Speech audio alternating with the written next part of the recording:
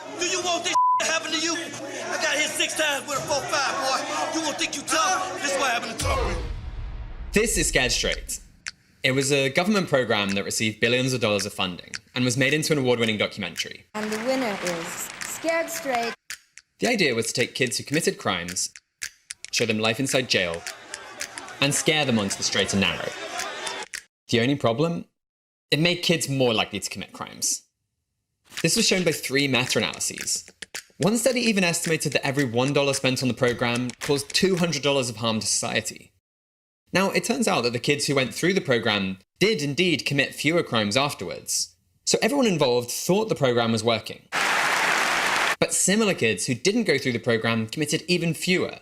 So the overall effect was to make crime more likely. Hi, I'm Ben from 80,000 Hours.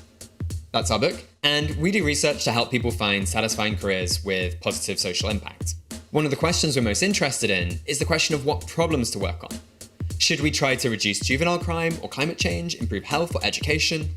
If lots of approaches to solving these problems just don't work, like Scared Straight, then it could be easy to end up working on an area where we just don't have much impact. So we teamed up with some academics at Oxford and used research by a billion-dollar foundation to come up with an approach you can use to compare different problems you might work on and decide which are highest impact. We came up with 3 key questions to ask yourself, and this video is just a quick summary. First question, is the problem big in scale? The BBC, for instance, forgot to ask themselves this question when they took on this problem. How can we keep Britain's lights on? Unplug your mobile phone charger when it's not in use. People recommend lots of ways to save energy like this, so a Cambridge physics professor, David Mackay, decided to put the problem of phone chargers to the test. My name's David Mackay. I'm a physicist. I started measuring everything. First, I plugged in a phone charger, and it didn't even register on this power meter. And then another. And then another, and then another, and then another. Finally, a reading of 0.1 watts. From this, he worked out that if no mobile phone chargers were ever left plugged in ever again, it would save at most 0.01% of Britain's personal energy use. Mackay said it was like trying to bail out the Titanic with a tea strainer. Rather than just promote what intuitively seemed important, if the BBC had done just a basic analysis of the scale of the phone charger problem, they would have realised it just doesn't really matter. Instead, they could have focused on many far more pressing issues, like lack of home insulation. Home insulation cuts personal energy use by about 10%, making it, as an issue, 1,000 times bigger in scale. So the first question to ask yourself is the problem big in scale? And you're probably going to need numbers to help you compare your options, even if they're rough. You can break the question down by asking, if this problem was solved, how many people would be helped? How much would they be helped by? And what would the long-term benefits of solving the problem be? Second question, is the problem neglected? When I was younger, I was most interested in climate change. We are systematically destroying our land, our streams, and our seas. Here's a picture of me at a rally. Now, I only ended up getting involved with climate change because lots of people were talking about it, and I found it interesting. And on the scale of things, it is a pretty big issue. But I didn't even consider other big challenges that might be even more neglected. I rate the chance of a widespread epidemic far worse than Ebola in my lifetime is well over 50%. When we looked into it, it seemed like pandemics could be a risk on a similar scale to climate change, but they receive under 10% as much funding and far less attention. This really matters due to what economics calls diminishing returns.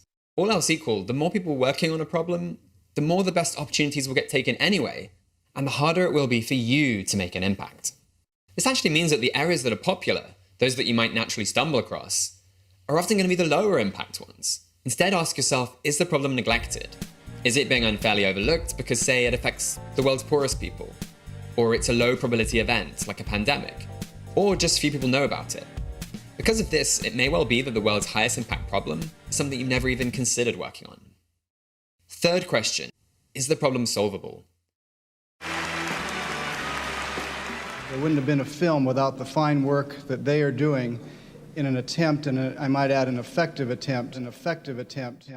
It turns out that Scared Straight is not unusual. David Anderson, an expert in evidence-based policy, estimated that of social programs that have been rigorously evaluated, perhaps 75% or more turn out to produce small or no effects, and in some cases negative effects.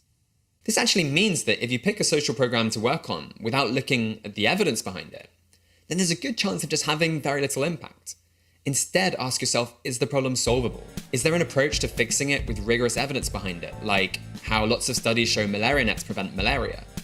Or maybe you can test out a new but promising approach that might be even more effective. Or maybe you know an approach to solving the problem that has a small chance of working, but if it did, would have a massive impact, like research into a key question or a political campaign. However, if the answer to all of these 3 questions is no, then it's probably better to find another problem to work on. So that's it. These 3 questions will help you choose between the problems you encounter and avoid working on something ineffective. You can think of them, scale, neglectedness, and solvability, as 3 dimensions on a graph. You probably won't find opportunities that score brilliantly on all 3, rather look for what does best overall. A problem that's really big and neglected could be worth tackling even if it seems hard to solve. One more thing. There's no point working on a problem in a role that you'll find boring or be bad at. So you also need to consider your chances of success in the area, what we call your personal fit. And it's where your interest in the area comes back in. We cover it and other important factors elsewhere in the career guide. So, what are the world's most urgent problems? What are the biggest issues that no one is talking about and possible to solve? Continue on to find out some of our answers, why ending diarrhea might save as many lives as world peace, how artificial intelligence might be even more important, and what you can do with your own career to help make the most urgent changes happen.